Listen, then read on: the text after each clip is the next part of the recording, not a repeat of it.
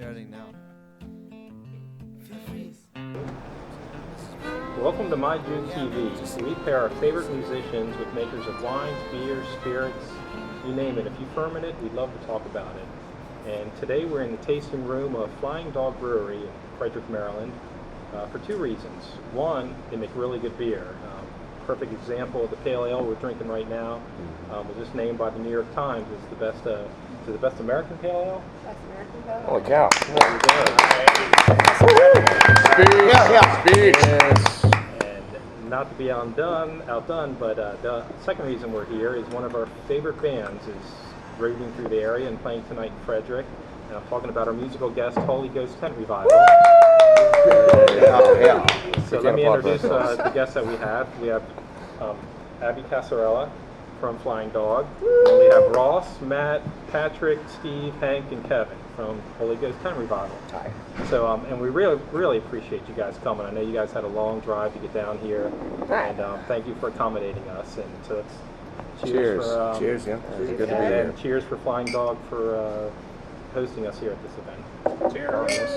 Say, pass the clink. Welcome back. Passing the Pass clean it on down. Pass it down. Pass the clink. to the very last clean. So for the viewers that we have that aren't familiar with the band, I tried all day to try to come up with some sort of description of you guys, something that was really witty, and for the life of me, I really couldn't because it's really hard to describe your sound. And the only thing that really fit was the word revival, because I mean, seeing one of your live performances, that's what it feels. So just can one of you just give us a brief explanation of how your band came to the sound that you have? We can't jump on the roll. Yeah, You can do this better than Kevin. Kevin. This is Kevin's second show, third show. This band. It all started in Scranton. You have no idea how true that is. That is true. That's very true. Okay, so for Kevin's benefit, how do you describe yourselves? I think revival music kind of works. That's better than anything we've come up with. Yeah, I mean, we throw out a lot of words like ragtime and rock and swing, and there's nothing really sticks, See, I was thinking of vaudeville, but that sort of like cheapens this, to me. Vaudeville's pretty cool. Yeah. Yeah, We It's entertainment. we definitely put part a of it. certain amount of focus on the performance aspect, and that's a through line through all that kind of stuff. So. Steve and I were actors in college, and so, we definitely like to emote. We like to, have a lot of rich facial expressions, and and I think a lot of that comes out in our performance too. But I don't know. I can't stand still when I make music. I want to make my body move. I want to shake my head and my hair, and a lot of these guys. Which actually seems a little Feel the shorter same than way. the last time I the same saw way. you guys. Quite a bit. You got the mop shorn. chopped. So did individually you guys like the old time sound, and then you just happened to come together, or did you guys form first and then slowly evolved into the sound that you have? Yeah. Yeah, Slow it started off me picking up a banjo and coming back to school after a summer vacation, and I wrote this lick, and I was like, hey, check this out, and we should start some kind of like Dixieland band. But it was just, but it didn't mean anything, Matt and I, yeah. But it was, at the time, we were actors, and we were going to go to New York or LA or, go to grad school, so it was just like, let's just make a band for the hell of it and, play some tunes. So that's it when you're in Greensboro. That was it. Well, that was when in Greensboro, yeah. And it wasn't, so much to start like an old style band. It was just we had two songs that we thought sounded like Dixieland kind of music. I mean, we dig that kind of music for sure. Yeah. And I think everyone did. As they joined, we all joined at random times. Ross and Patrick joined much later. Hank was there at the beginning. Kev, has been here since last week. And, but we of course, it's funny that Kevin said that about Scranton, is because we went up to Scranton for the first time and realized how much we love old music and how much that really, settles the soul and makes you feel good. Yeah, screw Nashville. If you want to see musicians, go to Scranton. This isn't truth. The There are most definitely talented pockets musicians. everywhere Yeah. where there are talented musicians. Exactly. And so I think it's really neat that you have a young group of guys like you that are really getting, true old school, going back to 20s, 30s, 40s. So it's a great sound. Rush is pretty old school, right? Rush? Yeah. Well, They're for some people old. it is. That's old. They went to school. Canada Kana. Good double burn there. So I know you guys have been here before, but a lot of our viewers probably don't know. There's probably a few people out here that aren't familiar with Flying Dog. So Abby, you want to describe the brewery for us? Well, it's Flying Dog in its entirety. George Shanahan and Richard McIntyre were our founders. Started off the brew pub in Aspen, Colorado. Found great success and really enjoyed the bringing beer to the masses aspect of it. So then they went to Denver and started the brewery, which is now known as Flying Dog. And then in about 2007, we decided to move out to the East Coast. This building we were in used to be Frederick Brewing Company, and when they had some financial issues, became our gain, and we kind of moved out to the East Coast and have been here since December of 2007, and every drop of beer you drink comes out of this facility. I like that. So, that's a pretty big leap, actually, physically moving production from the West Coast to the East Coast. And very hard so task. was it something that you guys targeted, saying, it really makes sense for us to move east, or did just the opportunity that brewery was there, you could acquire it, and it sort of presented yourself and then made you make the move? I think it's a little bit of both. In Denver, for anybody who's gone to Denver, Flying Dog was in the middle of the city. We kind of outgrew our facility. We didn't have room to expand like we wanted to. So that was a huge reason to come out to the East Coast. Another reason is we do a lot of export. We're in 25 countries, 46 states right now. So we do a lot of export through Baltimore Harbor. So that was a huge reason for us to come out. That's all. That's you don't think of American craft beer as being an export product. So that's if you're ever in Amsterdam, you can sit down at your local pub and order a Flying Dog. It's Congratulations. a pretty cool That's thing awesome. to do. So when you guys start Brownie. exporting yourself, and you There guys you do go. your There you go. We'll get the European tour. tour. Teamwork. Japan. Yeah. Go to Japan. Yeah. So that's what brings me with you guys. A lot of your contemporaries sort of avoid or pass through Frederick and not play here. I mean, you guys have played here a couple times now, or this at least your second time. Is it something that you targeted this city? Not or just happened? necessarily. I think they targeted us with the enticing offer of delicious food and Good beer. good beer. Thank Yeah. you. We actually have been playing a place for the past 2 years called Shepherdstown, which is just 30 minutes away. And we just kind of ended up here like a few months ago, and was like, oh, that's just down the road. Yep. And so a lot of people from there come here. Back when we were planning, when we were planning all of our tours on our own, and before we ended up with a booking agency, and before Janie was helping us out, we all kind of came to the very immediate conclusion that when you're looking at a map, every single tiny dot on the map, regardless of how small it is compared to New York City or whatever, is a place where there's a lot of people who really want to hear music.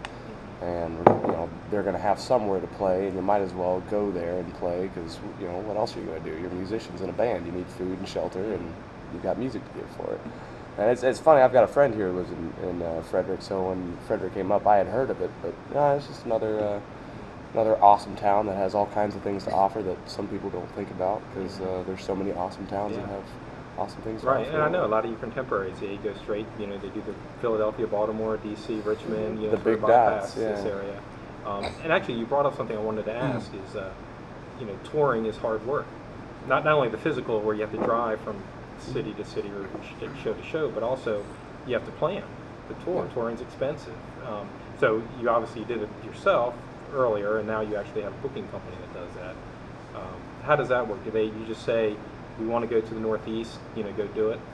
Yeah, it's an interesting connection. We have a very personal relationship with our booking agency and with our managers, so we can say this place was great. They treated us very well. Tell everybody else that they treated us well, and we'd like to go back there within this time frame, etc. And it works symbiotically as we give good reviews on places as they treat us well, and then we continue to return. So it's become a lot easier as far as the planning goes, mainly because we don't have Who to did do the any planning of it anymore. before that? It was one person. We didn't really travel that much, no, not at all. to begin with. Mostly North Carolina shows, It was like a show one show every month or something like that, and it was 10 minutes down. So the once road. you started doing the longer tours, that's when you said we need some help. I'll Yeah, we never had forget our first tour was 4 days, and it was to Shepherdstown and then to New York City, and we were like, going crazy. It was like, we're playing in New York City. We bought a It's van. awesome. We bought have a van to get for a this. van. We're going on tour, guys. We can't do it without a van. Well, because we were driving around all these band places in like queen-size 3 band different van. cars, and it was awful because you all show up there and everyone else has an inside joke that you don't know about, or something happened that was really great that you missed out on, or whatever, just all these things. So we were like, we need a van to go up to Shepherdstown. It was like 5.5 hours, and like hour 2, I was like, oh my God, I can't do this. This is so long. This drive is so long. What do you have, a 2-year-old or a 3-year-old or a 4-year-old? Well, that was 2.5 years ago. So now a 13-hour drive. Right, or the 6 hours that you did today. Yeah. Yeah. Should have been 3. Should have been 3. Should have been 3. Ridiculous. So what do you guys think about the pale ale here? Oh, it's delicious. Delicious. I'll drink another Easy sip to of it. drink. I'll let you remind me. Very easy to drink, but very flavorful. This pale ale was You rated can drink a number lot of them, one. which is This good Yeah. and number bad, one, but mostly man. good. Very smooth. I could drink this on any evening, any occasion. I'll tell you what, I I can appreciate it or prefer, forget about it. I and prefer a continue hoppier drinking drink. it. The IPA. I like the Well. the IPAs, But this is, IPA. pale. but I can get down to So the it's classic Cascade pale ale. hops that we have going on. We want a little more. Yeah. No, but that's the I want my perfect face thing. to turn inside itself. Everyone's palate's different. Everyone has different tastes, so Yeah. there's no wrong answer with that. But Matt, I this suggest you be more like the enlightened species in your house by sipping this classic pale ale with its smooth, perfect balance of malt and crisp hops. It rolled off the tongue so trippingly. I think we have a commercial right there. And hopefully you guys find it though a nice balanced beer and something you can enjoy Yeah. day after day, beer after beer. The thing is, that so many people do the pale ale. So That's many, day after day it's after just- day. This is light enough, but tasty enough too. Yes. You know All right, you're David, we're drinking gonna- beer. Yeah. Perfect We'll pale. take a break now and switch out. I didn't think I could, but I drank the rest of the alcohol.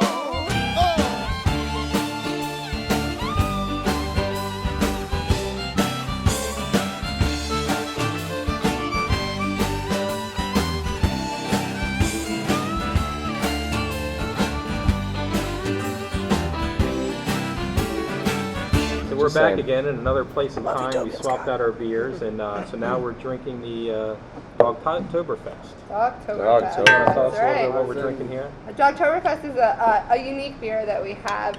All of the ingredients are actually imported from Germany, so it's a true German-style Marzen. A Marzen is a very typical beer to be drinking in the Oktoberfest time. It should be a really malty beer. You shouldn't get a lot of hop bitterness, but it should have a nice citrusy, malty flavor. So now you'll have to bear with us here when No. before we get to the hoppier I'm beers. not a discriminator. Don't get your hops up. I love having you Pun around. King. Pun King. And so this was just recently brewed. Punish us all. It was just recently brewed. We actually just packaged this. It's just getting released into the market, but So this could we possibly be the first? quite possibly. So they were probably the first Flying Dog employees. Yeah. Non-Flying Dog employees, exactly. This beer has been really Work great is for good. Flying Dog. We've actually won 2 gold medals, 2008 and 2009 at the GABF. Yeah. Say something poignant. GABF is kind of like the Beer Olympics. It's the Super Bowl. It's the Super Bowl. So 2 gold medals. Are really, really proud of this one. And it's another great session beer. You only get it for a very limited amount of time. So this is the beer that the employees get case after case as they're leaving the brewery just to kind of stock hold to get through the season. So. Yeah, that's what you were raving about last time we were here, about a month or 2 ago. It was like, wait till you come back. wait till you I come always back. wait. I always wait for this one. So you guys obviously are into the craft beers. I mean, was this as soon as you turned of drinking age? Did did this entice you, or did you Probably a start little off? bit Yes, before it was that. as soon as we turned drinking age. I mean, like good right at citizens. 21. When I got Right. out of college and stopped drinking beast, got a job so I could afford some microbrews. Yes. Right. And it definitely, there's definitely a monetary value when you're young and in college and you can't afford, the best beers at the right prices. Yeah. But I mean, obviously, you guys are full swing into the craft beer. Drinking for appreciation rather than drinking for drunkenness, I suppose, has something to do with it too. But when they, that's right. But when they line up, it's a wonderful thing. Yeah. That's what I'm talking about. I had a roommate in college who, when I was still very new to drinking, and insisted from the get-go that I drank only fancy beer. Fancy beer! Fancy Fancy beer! beer. Real quick shout out, Two Man Gentleman Band from Brooklyn, New York. Drinking fancy beers. Love you, bud. two-man gentlemen. But what about you guys? I mean, you guys have a pretty high octane performance. So at the end of the night, you guys are pretty wiped. What do you guys usually reach for? Water. Yeah. Okay, obviously. Okay, then after Flying the water, Dog. you And a fancy Yeah. beer. Good man, Flying good man. Flying Dog. It's there. But you definitely need something to relax afterwards. Oh, for sure. Absolutely. Little Flying Dog will do the Yeah. trick for sure. It's so funny because we were talking about, Kevin and I were talking about this earlier about, do you like to be drunk when you play? And it's like, it doesn't matter because after about 4 or 5 songs, I'm completely sober anyway because I'm sweating out all the alcohol. Tab alive. But especially here in Frederick, with at the Cafe Nola, we get a little tab. They open up a little tab for us, so I don't feel ashamed ordering a. And they have Flying Yours Dog truly. on tap there, so that's very nice. Yeah. So, you got a bunch of young guys here. Is that the target market for your beers, or do you target specific beers to different audiences? I hate to use the term demographic, but our demographic is people who like craft beer. I don't care if you're 60, I don't care if you're 21. If you like the product and you enjoy trying different beers, and maybe you want a hoppier beer and you want a maltier beer, we got something for everybody. We have 13 different styles of beer, so we really get the whole spectrum of whether if you drink a Miller Lite, we're going to try and point you towards our Tire Bite, our Golden Ale, our lightest one. So we really kind of try and get a blanket or an umbrella over anybody who wants to drink a better product. It's a warm blanket to be under. Yeah, your beers are so eccentric too. It kind of reflects you guys' personality too. It's great Absolutely. to hang out with you people. Absolutely. And Yeah. you guys see the label art. I think we have to mention Ralph Ralph Steadman. Ralph Steadman. I'll Yes. talk to him on that one. He does all of our album artwork. He lends his creative genius to Flying Dog, and we're really proud to have him in the Flying Dog family. And all these little words that you're reading on the side of the bottles. I mean, Ralph Steadman lent his hand to those as well. Ralph Steadman is best known for his work with Hunter S. Thompson. Used to illustrate a lot of his works. There's a ton of stuff out there that Ralph and Hunter did together. So to consider them friends of the brewery is really great, and we get that. Yeah, I mean authenticness. that is really fantastic. Just to know. I mean, there's so many people out there that appreciate the whole Gonzo, Yeah, situation. And Hunter S. Thompson is That's He's also. badass. He's absolutely badass. I mean, it's twofold. It's both a great the works of art, but also Yep. they're great. It's marketing. Absolutely. I mean, it catches your eye, It does. right away, and does. you definitely do a good job marketing to different states. Because I know wherever I go, if I go into a retail outlet, there's bound to be a Flying Dog there. It's the first one of the first beers that catch your eye. That's probably how I That is drank true. my first Flying Dog. Pretty. That looks cool. That's how I pick out wine too. Yeah, I do. Doesn't matter. So does Ralph Steadman drink free Flying Dog? Always. Good. Whatever he wants, whenever he wants it. How often does he come in here? He has never visited the Frederick brewery. He went out to Denver before we moved, which I'm thinking it's going back about 5 years. But he's never been here. We're hoping soon maybe to get him out here. I've never seen him. Is he handsome? Gorgeous. Tall Handsome drink of man. beer? Yep. Yeah, kind of shorter. Slight drink of beer. Yeah. Drink a beer nonetheless. He's the coffee stout. So the last time I saw you guys, actually it was a month ago at Floyd, and you guys were at the You were Hill at Floyd? Yeah. Yeah. So Oh, you guys were nice. at the Hill Holler stage, Oh yes. and it was basically a dust bowl. Yeah. Yes. Oh, I mean, I man. actually had to move back because my camera was just almost getting covered. And so that thought made me think, what happens to your equipment? I mean, you're out there, you're sweating, you're mixing water, your sweat, the dust. It looks exactly like you think it'd look. And My banjo looks like it was sunk with the Titanic. Yeah, it's Because of the great. sweat. He sweats profusely on his banjo, and it not melts.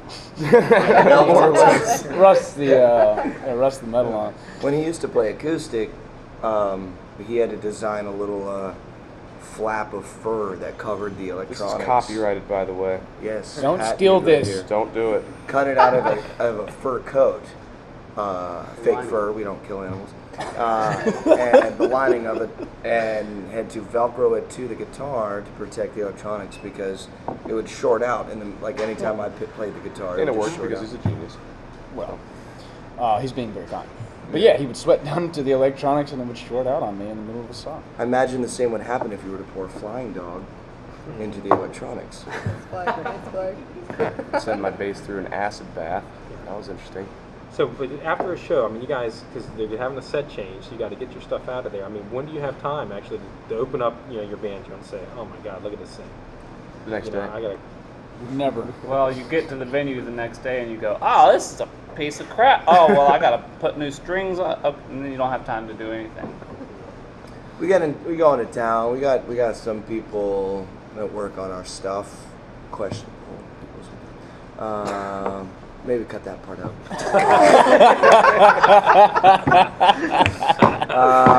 We've got good people in town who work good people on in our town that instruments. work on our Start stuff. that over. Good guys. And maybe if I stopped stealing their picks, they'd stop doing it. They might be sabotaging our equipment. Yeah. I'm not sure about that one. Yeah, our equipment pieces actually of undergoes plastic, the worst pieces of plastic. What are they, care pieces of when only we air and give it to the girlfriend people to rights. take This care is of it. really messed up there. Everywhere else we're okay. I could file for sexual harassment. Good time. Sorry, no, I'm not going into that story. Not enough But time in the show. Not enough time in the show. either way, This is really good beer. I was very fortunate to the banjo that I have now. I won in a raffle, and it's a very wonderful banjo, and I'm taking as good care of it as I can, And I hope as we grow, we can, all have very nice equipment at one point. Just not for bragging rights, just because nice equipment sounds really nice. And that makes people more happy. That's One true. time at a show, PJ had this, he used to have this bass that was custom built for him. And at the end of the show, he laid it down on the ground, and we started doing this little, number where all the other guys came up and we were just getting into it, and he was clapping and stomping. At the end of the song, he looked down and he had stomped his bass in half. I don't know why I'm laughing. It's painful. It was pretty funny though. It was a great sounding bass. Yeah, it was a great sounding bass. Well, you guys also have to take care of your equipment. And so, walking through the tour earlier today, we learned that cleaning is 80% of a brewer's job. Mm-hmm. It's not the romantic, oh, cool, I'm making beer. It's, no, cool, I have to get the scrub brush and the soap and Crawl in the tanks and get it out. Yeah. and that actually is every step of the way, from the fermenting tanks to the bottling line. Everything. I shadowed our head brewer one day, and he had me make a beer with him, and I wasn't above and beyond crawling in that tank and scrubbing it out. It's got to get done. You gotta protect your equipment that you use and make sure that it's up to par, because if you have one issue, it really can put a damper on the entire place. Now, what do you use to clean? Do you use like big scrubbers? Usually some on sort of sticks? acid mix that kind of burns everything off. That's what we need. We did have a discussion how many ways there was to kill somebody in a brewery, and there was quite a lot. You'd be surprised. You'd be surprised. Lots of acid, lots of chemicals to be used. So, you guys want to go in the back? Yeah. You guys first. 50 ways to kill your brewer. There you go. There you go. Well, thank you for not leaving nasty. But there are bacteria actually some reviews. environmental friendly aspects of brewery here. Sure. I think any company who is conscious of their surroundings has to be aware of what you're doing. And being in Maryland, the Chesapeake Bay is a huge concern. So we have to watch everything that drops down into our drains because it's all going to end up in the Chesapeake. We also, bring in a local farmer, and any of our spent grain or the grain we're done using, we actually give it to him and he goes and feeds his cows. There's still a lot of nutritional value. Just because we got what we need from it doesn't mean it's just going to go in the trash. We have a heat exchange program where we take the energy cooling down wort or sugar water, and we use that to reheat the water to use it to the next brew cycle. So we try and use as much energy as we can to be as green as we can. That's awesome. Oh. Try. See, this is why you gotta buy this beer. Let's take another break so we can swap out. I fell asleep on Sunday. Well, I guess you forgot to call. I headed down south on Monday with a fifth of alcohol. I hate it all. So we swapped out, and now we have glasses full of porter, which is actually one of my favorite beers. The Road Dog. And so you want me to describe this beer to us? Road Dog Porter. It's the porter that we offer. It's I like to think it's pretty light for a porter. It's not too heavy, not too thick. It's got a really great caramel malt that we use. If you guys That's delicious. just smell it, it smells really good too. And it's light, sweet. It's not a hoppy beer by any stretch, but a nice balanced porter. Not too thick, not too thin. Just perfect. So, something I should have probably researched before, but I have some different myths of how the name porter came about. Is there a myth that you use in the winery or the brewery here? No, I don't know exactly how the name of the porter came up. Well, the story that I read years ago was that this came out of London, and it's porters who are opening doors for people, and so they would run into a local brew pub, and they would just take their glass and put a little bit of everything into it, and then walk on out. And so then brewers tried to emulate that taste, and they came up with. So basically, if you went to, behind you there and put a tiny bit of each one of those beers, it would come out like this. I will do that We should experiment. try that. I will give that a shot. Okay, you guys first. It's also called the Interesting Jersey hypothesis, Turnpike. though. So I read that a long time ago, so I don't know if that was just somebody coming up with their own story, but it sounds good. It sounds good, yeah, it sounds plausible. Now, if we look at the label, this is a very controversial label. Yes. This beer was actually banned. Actually, the beer wasn't banned, the label was banned for quite some time. Really? Good beer, no Which shit. sort of No gets shit. us into, there is definitely a government control over everything that we drink. It starts with not only what you drink, but actually the packaging. Yeah. And if we look at the label, It's a really great story. Ralph Steadman was doing an event on BBC, and across the screen he wrote "Good beer, no shit," and at that time it was live, and people kind of had a connection about it, and being Flying Dog and questionable in our ethics, we decided, hey, that's a great tagline. So we kind of adopted the "Good beer, no shit" idea and feeling, and we stamped it right on our Road Dog label and got a little bit of a shit for it. Ended up going to the Colorado Supreme Court and won the right to put "Good beer, no shit" on the label.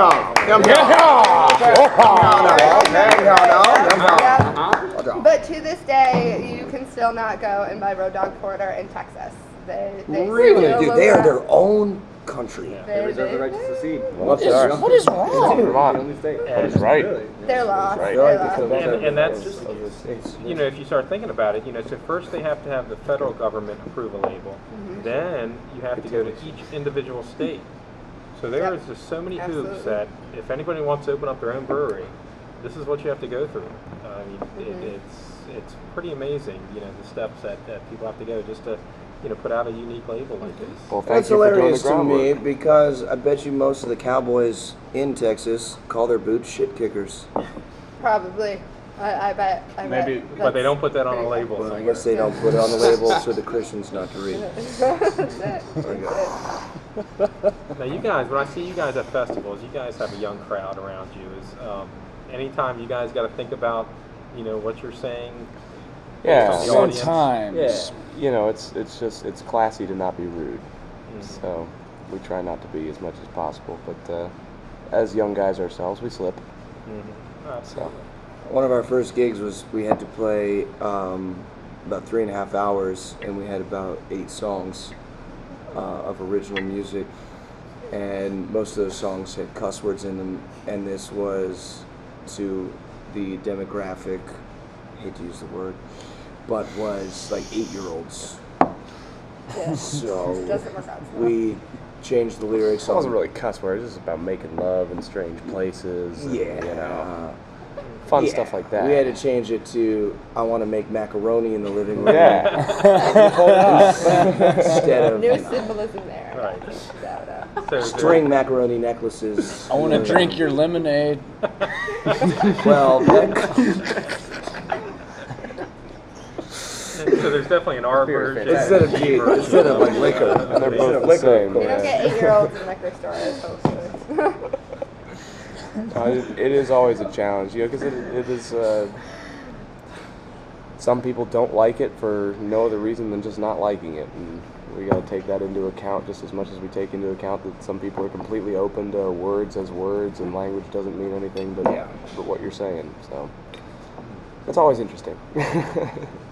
So getting into, it takes, when I first hear you guys, I'm more listening to the music and watching you guys, and I don't actually listen to the lyrics. It took me a while before I actually say, okay, what are these guys actually saying? And then actually going onto their website, which actually you guys want to promote what your website is? That's HolyGhostTentRevival.com. You can throw some wwws in front of it if you need to. You really don't ever need to. You don't. Sometimes you have to. There are a couple websites that won't work. Never The webmaster right there. We won't get into that though. Anyway, But the best part is that you actually have the lyrics right there of every song. I'm glad you mentioned that.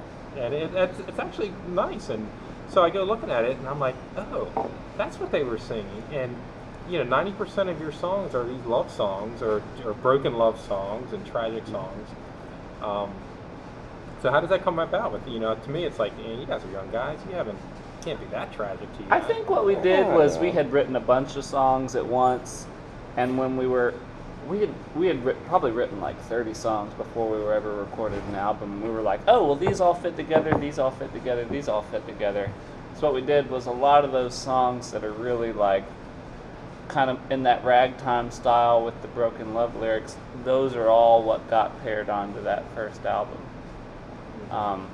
So now we're working on a new album that's like a little darker, whatever, Darker, more tragic love songs. Yeah. I don't know. I guess I could leave that to actually the people who write. I mean, I like the juxtaposition a lot of the time to the happiness of the music, like how happy it sounds, and to the lyrics that are a little sadder or are about a little, more personal things. Matt's an excellent poet, and so is Patrick, and they both, we all write in different styles of whether things are really happening to us or if it's just a story that we've created. But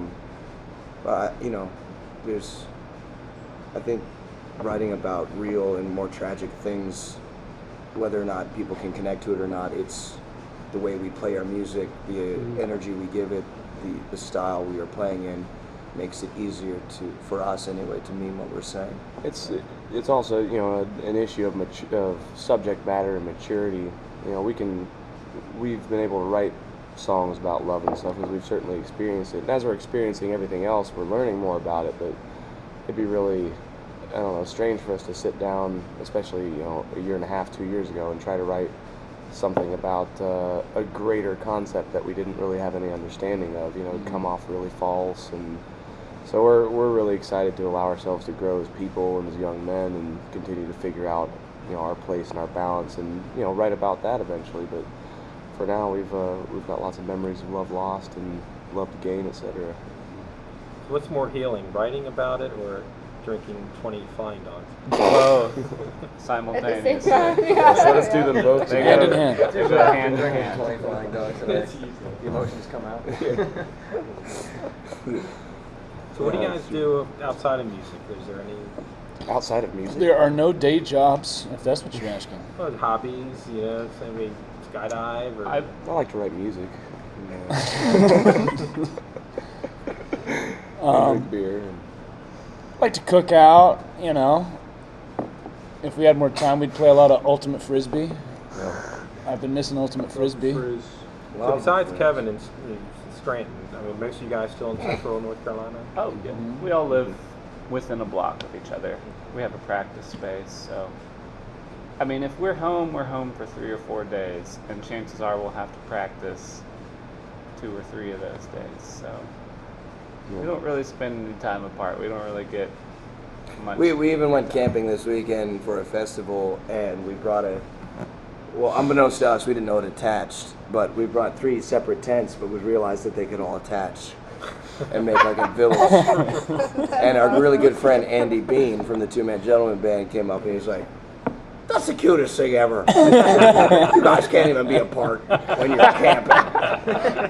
It's got one main tent and 2 little vestibules, and at the end of the night, everybody except for Matt had packed into the 2 vestibules and left the So main you had tent. your little It's kingdom like, right there in the middle. we're so used to being sardines that we can't help it anymore. You draw together.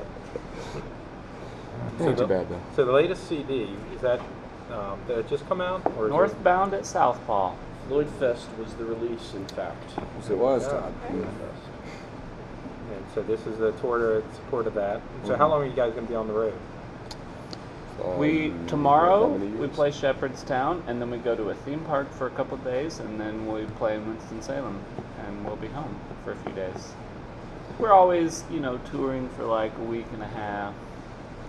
You guys will be at Bristol then, won't you? Oh, yeah. So we'll yes. see you then. Yeah. Oh, you'll be there. Absolutely. Perfect. Never miss that one. That is our Drink favorite, some moonshine with us. if we may. And some Flying Dog. say so. All right, let's swap out for the last one. I think for this last one, I accept your challenge, friend. I accept your contest. I accept your conditions for this challenge. All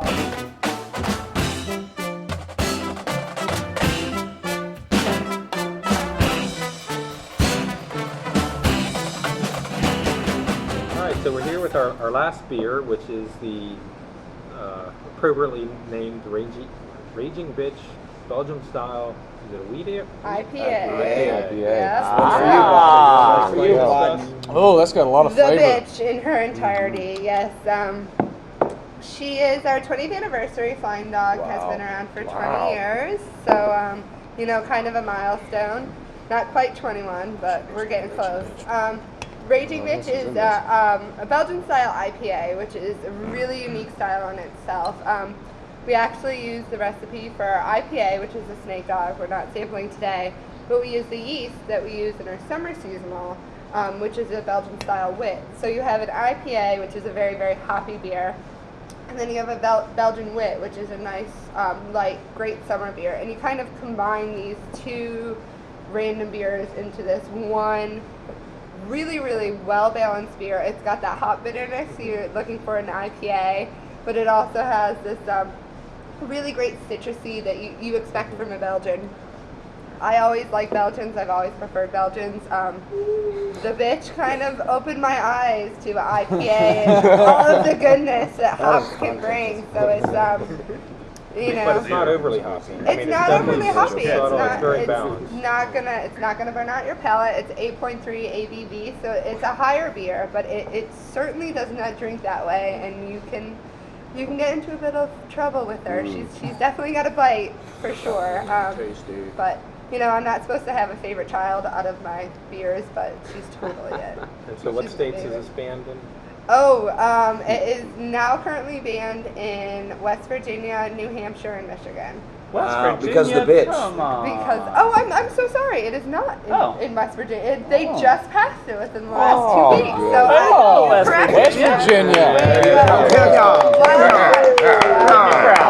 But it is available in Texas, and as Right. we already discussed, it's kind of There's a no shit in Texas, but there's plenty of bitches. There's plenty of apparently They are they used to be raging. bitches. So we're really, really we're proud of this beer. It kind of started out with a wacky beer, something that the brewers had fun with, and we started drinking it, and we went, oh, okay, it's really good. And then we released it into the crowds, and people really took a hold of it. I like to say that the name brings you in, but the product inside the bottle keeps you buying more. So we're really proud of that one. And does the old RB have a bunch of cloves in it, perhaps?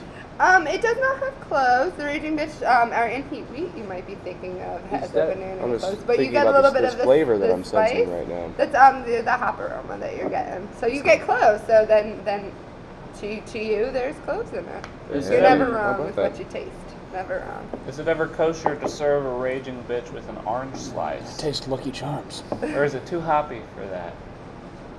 You don't need a snack with your beers. You know, You're can more do than welcome to eat a whatever you banana want. or an orange, but yeah, I don't put Okay. fruit in my beer. Now you mentioned that the brewer just said, "Hey, come out and try this." Does this happen often that they come up with the concoction? Oh, they, absolutely.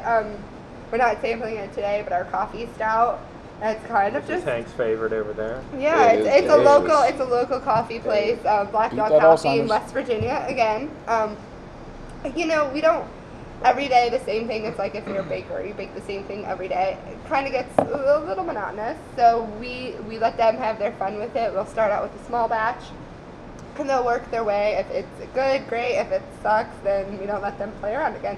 But we kind of continue. But there's definitely that an honest feel when you can go and say, "Hey, this is terrible." This is not so good. Yeah. And you know, everybody kind of jokes about drinking on the job, but if there's a new batch, everybody kind of gets a little sip. They think about what you say, and you know, we go from there. Raging Bitch, named by all of the employees at Flying Dog, and the women kind of stood strong with the Raging Bitch name. The guys in the company said, I think that's a little too out there, but the women said it's an attitude. We like her. Don't piss her off, because Very she'll come cool. back at So you. there's So. actually a contest. She'll to make name you the- hungover. Yeah, all the employees voted on it, and we held strong to that idea. What were some of the other names up for? Oh my gosh, it was going on a year and a half ago, so I don't Oh, quite okay. remember what some of the other names, but all in the First in the general. job. None of them had the name Bitch in it, but they were all in the general. Crazy lady. Raging shit. They wanted That to be coulda- out selling that coulda Texas, worked. so they. Good beer, no bitch. New slogan, I like. Pretty good. So we mentioned Bristol. So you guys, this will be your second year playing there. Third year. Third Nice. year. Third year. Awesome. So Well, I mean, you know, Rhythm and Roots, yes, but we play there all the time in the city, actually. Still third year playing at Bristol. For 3 years now. Sorry. for the Rhythm and Roots Festival. Yeah, it's going to be a fantastic time. I'm really excited by how they're expanding their lineup. You know, it's the birthplace of country music is what they call the city, and they certainly hold true to that. But also, you know, inviting bands like Dr. Dog and other progressive bands. There's I think Trampled by Turtles is going to be through there again. You know, they're bluegrass, but then again, you know, skyrocketed bluegrass, more open-minded to all kinds of influences, etc. So it's really cool to see a town like Bristol, which has a history steeped in a certain style of music, you know, open its doors and watch everybody accept it. It's a great microcosm for how music's happening locally everywhere. And also, I think they do a good job of actually bringing in some of the local talent that's there. It's Oh, not yeah. is always there. Mhm. Oh yeah, that's never local. forgotten. And you know, people forget that was where the Stanley brothers started. You know, they started right out of Bristol there, so it definitely has the history with the Carter family. Yeah, they're certainly not trying to alienate the local musicians or anything like that. It's just music in general. It's great. And it's also great having the state line right down the middle of the street. Yeah. I would say it is the Raging Bitch of festivals for me. I would say. Yeah, It's nice. it's I mean, I love camping. Camping is my favorite hobby to do. You know, personally, I could camp for weeks and weeks if I could, but the way Bristol's set up is perfect. It's, you know, you can't get any better, I think. Yeah. Get your parents out there. They Yeah. don't have to Yeah. complain about getting ticks or Very sleeping on the accessible. I ground. go with my father, so yes, Yeah. I understand completely. Yeah. very, very accessible. Yeah. Yeah. So, are there any bands that you guys follow around and you know just really become the must become partners, saying, "Hey, we'll help you guys out." Lately, we've been All the really time. keen on Pearl and the Beard. They're from Brooklyn, New York City. Cello and guitar and percussion, and all three have amazing voices And amazing personalities. and amazing Heartbreaking. songwriting skills And they're amazing people. and you good cry. senses of humor. And they're attractive too. Gorgeous. Beautiful people. Beautiful Speaking of people. attractive people, there's the Smart Brothers Oh, from my San goodness. Diego, California. Mm. And actually, they were in Bristol last year. Yep. That was the first time I heard them. They I are hope they fantastic. will be this year. I don't know, but they are just they're fantastic. Yeah. Yeah. My mom has a crush on them. North Carolina brethren, now you see them from Asheville as well. Also, Ashevilleans, Uncle Mountain. Uncle Mountain, now you see them, both good friends of ours, known them for a long time, great people, making beautiful, beautiful music. Uncle Mountain was in Floyd Fest as well. I don't know if you got on. No, They're never kind of did. at that stage that was like way off at a different The festival. Global Oh, Village. yeah, Yes. that's The too hard to hike get to to get because to. then you got to come back up the hill. Yeah, God, that hill. Great. They're just trying to help us all out. That hill was indeed Workout a time. raging bitch. What other groups? do we Love play with? Language Love from Raleigh, Language. North Carolina. And the band that we're Fantastic. playing House with of tonight, Fools. Megan Jean, right? Megan Jean and the Kane family KFB. band. Fantastic musicians. I mean, it's incredible how many bands there are. How many people are Let me starting from interrupt the you. ground up.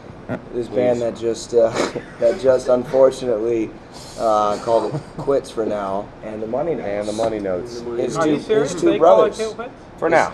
For now, I not guarantee you. touring I guarantee you. anymore. Not that if you- touring. Hiatus. A hiatus. I actually have a friend from Scranton who raves about them constantly. And he shall They're continue deserving to. of it. His two brothers are in that group, Are they and really? Yeah, Absolutely. his It's younger awesome. and eldest brother are in that group, and like we're saying, like when you were asking about how we describe our music and the revival, I mean, they are exactly a huge reason why we are the band we are today, and that's no shit. No shit. Good beer, no What shit. good beer. I mean, it's Good really music. But good beer. they rocked our faces and our minds when we saw them the first time.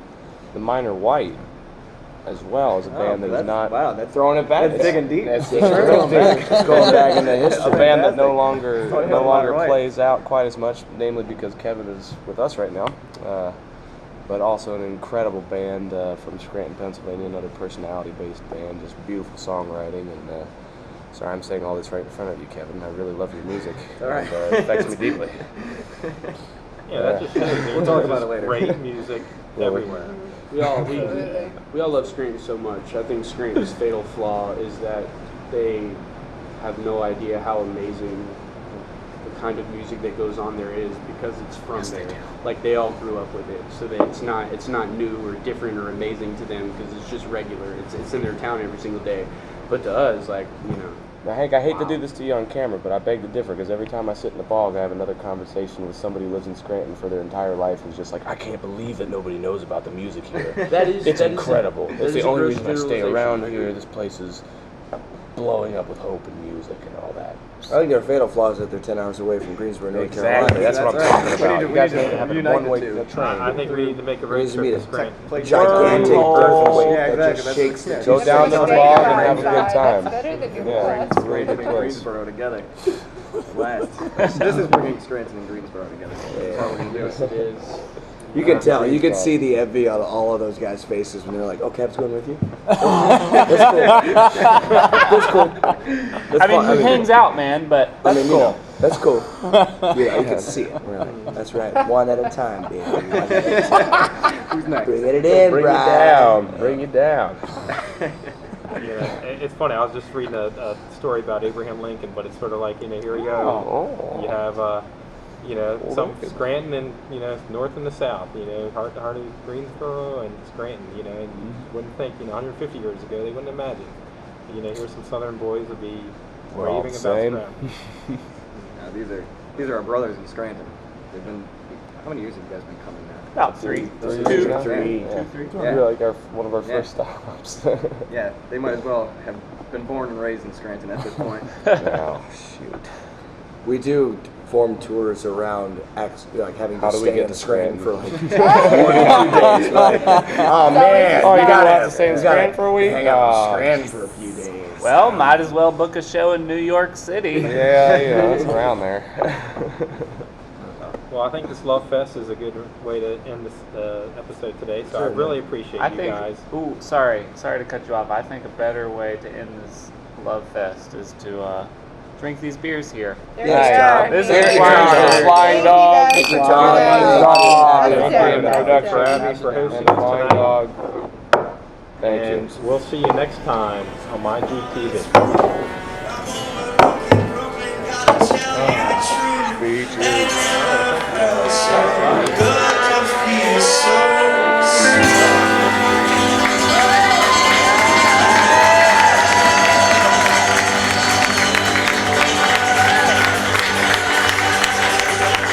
Thank you very much. We're very happy to be back here in Frederick, Maryland.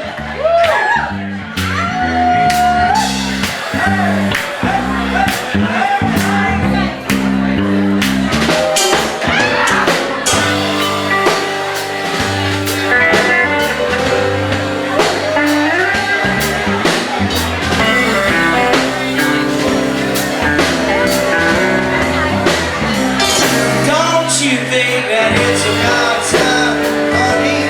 You opened up your eyes. Time is money, but I don't mean to brag. But my life's a drag without you. Oh no, the world is spinning fast. Yes, I thought I heard you say that your father was a bastard, but I don't mean to brag. But my life's a drag without you. Oh no, it's getting harder. Oh no, it's getting harder. Oh no, it's getting harder. We all know it's getting harder.